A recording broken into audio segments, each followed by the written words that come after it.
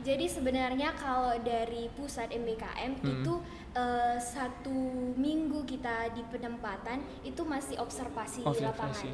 Namun karena di sekolah kami tersebut kekurangan guru, setelah 2 hari di sana kami langsung mengajar. Kami langsung disuruh mengajar gitu.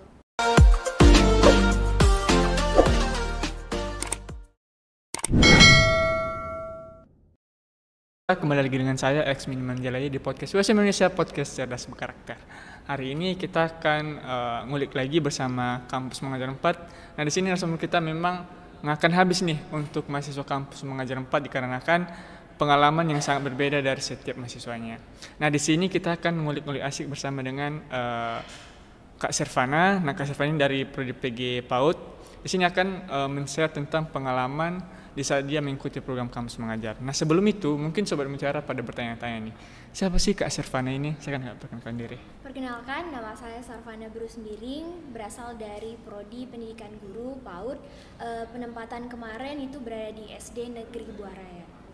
SD Negeri? Buah Raya. Buah Raya. Nah, oke. Gimana kabarnya Kak? Sehat? Sehat. Sehat, oke.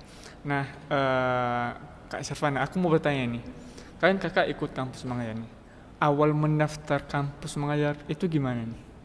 Kemarin awal-awal daftar dengar informasi tentang Kampus Mengajar itu dari dosen, Kaprodi tepatnya. Dia itu share-share di grup kami. Jadi pas kami lihat ternyata Kampus Mengajar ini banyak manfaatnya dan sesuai juga linear sama jurusan, makanya ikut Kampus Mengajar. Ikut Kampus Mengajar. Nah, itu kan infonya dari Prodi nih. Pas mendaftarnya nih Kak, apakah ada kesusahan atau kalau dibilang ada berkas yang memang diperlukan nih di sana? Kalau dibilang kesusahan tentang administrasi, kalau menurut aku yang paling susah itu kemarin itu surat keterangan sehat. Karena tepatnya itu aku kemarin itu pas di kampung, jadi kalau ambil surat keterangan sehat itu harus menempuh jarak sekitar 3 jam dari kampung aku gitu. Jadi harus balik ke kampung dulu nih? Oke. Nah, kakak udah daftar nih, kita bilang. Kemarin pemilihan tempat penempatan itu yang milih orang kakak sendiri atau memang itu yang milih itu dari pusat? Dan kenapa kan kakak sekarang ini berada di Medan nih, sedang berkuliah di USM Indonesia. Kenapa harus kalau dibilang terpilih kakak ngambil di penempatan yang memang di kampung kakak? Karena kemarin itu memang pas lagi kuliah daring, dan tepatnya aku itu lagi memang di kampung. Jadi makanya aku ambil itu domisili KTP, enggak domisili kampus gitu. Jadi harus sesuai dengan KTP-nya sendiri. Oke. Nah, kalau misalnya orang kakak lewat nih bukan domisili dari KTP itu bisa? Bisa. Tapi itu domisili kampus. Oh, domisili kampus. Iya, antara domisili KTP sama domisili kampus. Berarti ada dua pilihan ya, KTP sama kampus. Oke. Nah, tadi kakak bilang penempatannya di SD Buah Raya nih. Itu di kampung kakak? Enggak, lumayan jauh dari kampung aku juga. Lumayan jauh dari kampung kakak sendiri. Oke. Nah, di saat ini kakak udah nyatakan dulu sih. Di SD Buah Raya. Kemarin pas di sekolah itu, apakah orang kakak langsung ke sekolahnya atau memang ada kayak dibilang peninjauan dulu nih ke sekolahnya untuk melihat sekolah itu di mana sih? Dan di sana yang ikut Kampus Mengajar itu kakak sendiri atau memang ada nih dari mahasiswa lain? Iya. Jadi kemarin itu untuk peninjauan di awal-awal itu 2 dari kami, dari tim kami. Itu karena lokasinya lumayan dekat ke lokasi penempatan. Jadi setelah peninjauan kami itu melakukan yang namanya pembekalan dulu. Nah, setelah pembekalan baru kami observasi itu sekitar 2 hari sebelum penugasan. Kami observasi lapangan gimana sekolahnya, bagaimana lingkungan tempat tinggal dan masyarakatnya, seperti itu. Oke. Nah, kalau dibilang tadi kakak meninjau langsung nih, dan itu bukan hanya sendiri. Setahu saya nih Kak, setelah kita tinjau nih, itu setelah orang kakak tinjau, apakah besoknya langsung datang ke sekolahnya untuk penyambutan orang kakak atau gimana? Setelah kami tinjau seminggu lagi baru kami penyambutan dari pihak sekolah sama DPL. Oh, DPL. Itu DPL dari mana nih Kak kira-kira? DPL kemarin itu dari UMSU, Universitas Muhammadiyah Sumatera Utara. Oke. Nah, pas penyambutan nih, mungkin kakak bisa ceritakan nih ke Sobat Mutiara. first impressionnya nih pas datang ke sekolah itu gimana? Terus nanti datang kayak gini, habis ini nanti aku ngapain ya? Penyemutannya kira-kira ini gimana nih gitu. Silakan Kak. Jadi awal-awal kemarin pas kami sampai di lokasi itu, kami kan itu ada dalam satu tim itu ada 5 orang. Okay. Cuman aku nih yang dari Sari Mutiara, yang lain itu dari Universitas Negeri. Ada yang di Jawa, Sumatera sama Bali. Nah, setelah sampai di sana kami terkaget-kaget gitu. Karena lokasi sekolahnya itu lumayan dataran tinggi dan siswa dari kelas 1 sampai kelas 6 itu cuma 60 orang. Cuma 60 orang. Okay. Dan kalau dibilang sangat nakal, hiperaktif. Oke, jadi pasti susah bilang gini, orang kakak ini ngapain ya di sini? Pasti guru baru nih, pasti guru-guru yang memang baru ditempatin di sekolah kita. Ada nggak sih siswa itu bertanya, kakak ngapain sih di sini gitu? Ada nggak sih? Ada banyak kemarin, kayak anak-anaknya nanya.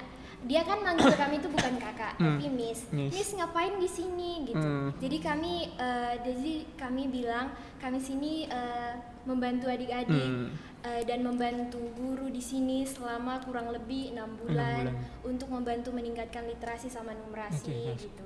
Oke. Jadi setelah orang kakak sampaikan itu mungkin mereka baru percaya nih tujuan orang kakak ke situ. Nah, mungkin setelah penyambutan nih Kak, orang kakak apakah langsung mengajar di kelas yang langsung atau memang ada nih pembekalan lagi dari kepala sekolah ini sama DPL bahwa kalau misalnya kalian nggak harus kalau dibilang kalian harus mengajar nih sekarang nih atau memang kalian butuh beberapa saat untuk masuk ke kelasnya? Jadi sebenarnya kalau dari pusat MBKM itu 1 minggu kita di penempatan itu masih observasi di lapangan. Namun karena di sekolah kami tersebut kekurangan guru, setelah 2 hari di sana kami langsung mengajar. Langsung disuruh mengajar gitu. Jadi di sana guru-gurunya masih minim? Minim sekali. Berarti bukan hanya siswa-siswinya yang minim nih, jadi guru-gurunya juga minim. Ya, namanya juga program kampus mengajar. Jadi orang kakak datang ke sana untuk memang membantu sekolah-sekolah yang memang kalau dibilang masih tertinggal nih. Nah, kakak bilang tadi 2 hari nih setelah penyambutan masuk ke kelas. Nah, setelah kakak masuk ke kelas itu, orang kakak itu ngapain nih di situ? Karena awal-awal aku tuh disuruh di kelas 1. Di kelas 1 karena ini baru pengalaman aku mengajar, kayak aku lihat-lihat anak-anaknya, aku juga kayak bingung gitu. Padahal sebulan kami dikasih pembekalan gitu, tapi karena udah langsung praktek langsung, aku jadi bingung. Tapi karena linear juga sama jurusanku, kalau anak kelas 1 kan sama PG PAUD itu kan kayak berbeda. masih sama, rentang usianya kan. Okay. Jadi aku kayak buat kayak permainan sambil belajar gitu, biar pembelajar itu nggak membosankan sama mereka gitu. Itu kan di kelas 1 nih? Iya, kelas 1. Kalau misalnya di kelas 6 gimana? Kelas 6. Aku sebenarnya jarang masuk kelas 6.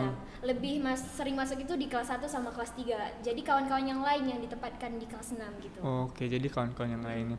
Nah, di sana kan kakak bilang tadi ada yang kuliah di Jawa, di Bali, kalau dibilang di luar Sumatera lah. Kan kakak bilang tadi jurusan prodi PG PAUD nih. Yang lain jurusan apa nih? Apakah jurusan berbeda juga? Berbeda. Ada yang jurusan ilmu komunikasi. Terus ada yang manajemen sama kalau nggak salah sosiologi. Nah, di sana kan karakter orang kaki ini pasti berbeda-beda nih setiap mahasiswanya. Jadi untuk menyatukan karakter dari orang kaki ini gimana? Apakah pernah bilang kayak gini? Kok Oyo lah yang ngajar di kelas ini, aku nggak mau gini. Jadi boleh nggak sih kakak ceritakan kayak mana sih pas untuk menyamakan karakter setiap mahasiswa di situ? Pasti tentunya ada selalu percekcokan sedikit-sedikit ya. Kalau misalkan kawan yang A pengen di kelas 1, karena di kelas 1 kan masih unyu-unyu ya. Jadi kawan yang B itu pengen di kelas 6. Jadi kayak kami itu buat buat program bergiliran jadwal gitu. Yang A ini hari ini sampai hari ini di kelas ini, terus materinya nanti tentang ini, biar sama-sama dapat giliran semua. Jadi udah dijadwalkan nih supaya nggak, kalau bilang yang satu nggak kalau bilang nggak ada kerjaan. Jadi supaya teman-teman mahasiswa memang ada kontribusinya di sekolah itu. Nah, pasti di setiap orang kakak mau mengajar nih pasti ada memang terbilang maksudnya memang bandel nih, bandel dan memang ada siswa yang bilang memang giat belajar nih. Jadi cara kakak untuk menyamakan nih supaya nggak yang satu karena memang dia bandel aku nggak mau ngajarin ini gitu. Jadi gimana nih? Jadi di awal-awal memang kayak gitu sama yang dibilang kakak. Kalau yang nakal-nakal sampai kami tuh pernah dibuat pulang dari sekolah nangis loh. Dibuat anak SD nangis karena kelakuannya itu udah lebih kali. Over jadi, kali ya. Udah over. Jadi setelah itu kami kayak cari-cari media-media pembelajaran yang dapat mengasah fokus anak tersebut. Jadi anak yang tadi hiperaktif, nakal, over itu bisa memiliki minat belajar yang sama gitu sama teman-teman yang lain. Jadi kami tuh nggak langsung marah-marah atau mukul, itu kan udah dilarang banget sebenarnya. Oke. Nah, di saat orang kakak kesana mungkin kalau dibilang selama 6 bulan nih, selama 6 bulan penempatan mungkin ada kesulitan nih di setiap harinya, setiap orang kakak penempatan nih. Nah di saat kesulitan itu ada nggak sih dibilang aku nyerah aja lah ikut kampus mengajar, ada nggak sih terbesit kayak gitu kan? Iya pasti ada. Itu biasanya itu di awal-awal. Di awal ya memang. Karena lokasi tempat kami tinggal ini dibilang dataran tinggi dan air bersih memang sangat kurang sekali. Iya. Sampai sebulan di penempatan itu kami bisa dihitung berapa kali minum air bukan minum ya, mandi air bersih gitu. Itu sih yang lebih kesulitannya. Kesulitannya itu karena jauh ya, kan itu sudah dataran tinggi. Iya. Nah kita masuk nih di suka dukanya nih pada saat orang kakak penempatan itu gimana suka dukanya?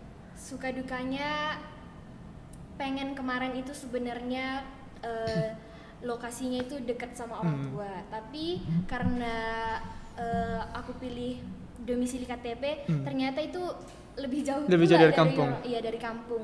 Nah yang kedua itu masalah air bersih tadi. Yang ketiga itu suka dukanya itu jalan dari rumah kami menuju sekolah itu hampir dibilang itu lumayan jauh. Jadi kami tuh harus jalan kaki dari rumah ke sekolah. Dan yang terakhir itu suka dukanya pas mengajar itu banyak sekali fasilitas sekolah yang kurang memadai gitu. Jadi pembelajaran itu kurang efektif dilakukan. Nah untuk sukanya ini apa nih sukanya? Sukanya itu pasti dapat pengalaman baru, teman-teman baru, relasi baru. Sebenarnya aku itu introvert. Jadi semenjak ikut kampus mengajar ini kayak dilatih gitu. Dilatih bisa berkomunikasi sama orang lain. Terus juga pengalaman baru mengajar sesuai sama jurusan aku juga. Terus dapat bahagia juga sih. Karena bertemu sama anak-anak bisa membantu mereka juga. Nah di saat mungkin di saat suka dukanya ada di penempatan tersebut, mungkin pada saat perpisahan nih, mungkin bisa kakak ceritakan nih. Pada saat perpisahan ada nggak sih bilang guru atau mahasiswa yang ingin nggak usah lah orang kakak pergi gitu, di sini aja menetap kan orang kakak udah kalau terbilang udah jadi keluarga besar nih di SD itu. Jadi boleh nggak sih kakak ceritakan gimana sih Pak? Jadi pas perpisahan kemarin kami tuh satu sekolah nangis semua, apalagi anak-anak ya, karena udah dibilang udah deket, kami tuh kayak udah jadi nggak jadi guru tapi lebih jadi ke teman, sahabat mereka, cerita segala macam. Jadi kayak mereka bilang, Miss jangan pulang, tinggal di sini aja. Bisa nggak dibilang sama Pak Jokowinya biar programnya dilanjutkan untuk 1 tahun gitu. Itu sih dukanya pas perpisahan. Nah mungkin terakhir nih Kak. Kesan-pesan nih buat adik-adik yang di SD di mana itu di Buah Raya, SD Negeri Buah Raya, sama buat teman-teman nih yang sedang mengikuti program Kampus Mengajar 5. Yang pertama itu pesan-pesannya buat adik-adik yang ada di SD Buah Raya, semangat belajar terus, jangan pantang menyerah. Meskipun kalian itu sekolah bisa dibilang itu di pelosok, namun kalian memiliki potensi yang lebih, nggak kalah sama anak-anak yang tinggal di kota. Jadi jangan pernah takut melangkah, selalu belajar, buktikan bahwa kalian juga bisa. Dan pesan-pesan untuk mahasiswa Kampus Mengajar Angkatan 5 itu semangat, jangan pantang menyerah, berikan yang terbaik dari versi kamu masing-masing. Dan yang paling penting itu kita itu dapat memberikan dampak yang bermanfaat bagi orang lain sesuai dengan kampus mengajar ya, Oke. belajar sambil berdampak. Nah, demikian Sobat Mutiara kesan pesan nih dari Kak Sevana dan untuk adik-adik yang sedang mengikuti proses belajar di SD Negeri Buah Raya dan teman-teman yang sedang mengikuti program Kampus Mengajar 5. Nah, tadi yang saya tangkap dari pengalaman Kak Sevana di mana dia dapat pengalaman baru, punya teman baru dan punya yang memang tantangan baru nih di mana pas penempatan itu kalau dibilang jauh dari kampung dia sendiri dan adrenalin yang di situ memang buktinya tinggi gitu kan, datarannya tinggi. Nah, mungkin sampai sini aja pembincangan kita dengan Kak Servana, dan Kak Servana makasih telah datang di podcast kita. Dan jangan lupa juga mencek link pendaftaran mahasiswa baru di kolom deskripsi. Di situ ada sosmed kita dan link pendaftaran mahasiswa baru. Saya Eksmin Manjalaya pamit. Sampai jumpa di podcast Indonesia, podcast cerdas berkarakter. Sampai jumpa.